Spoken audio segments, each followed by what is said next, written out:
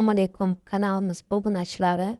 Bugün sizler bilan Mailbet ilovasini Android telefonga yuklab olishni ko'rib chiqamiz.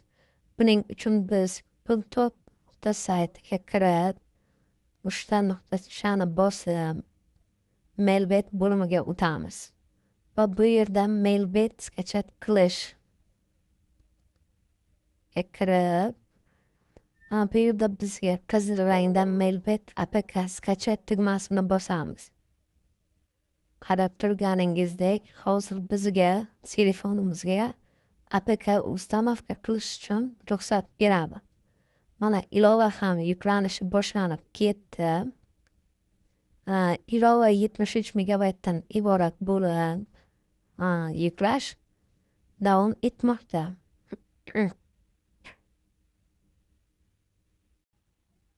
Ilova to'liq yuklanib bo'lgandan so'ng bizning telefonimizga ustanovka qilish uchun ruxsat beradi.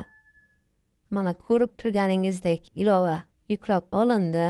Ustiga bir marta bosib, ustanovka qilib olishimiz mumkin. Ustanovitni bosamiz. Ilova hozir o'rnatilmoqda telefonimizga.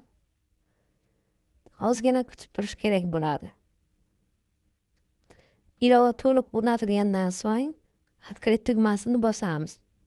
Ko'rib turganingizdek, eng so'nggi versiyadagi ilova bizning telefonimizga o'rnatildi.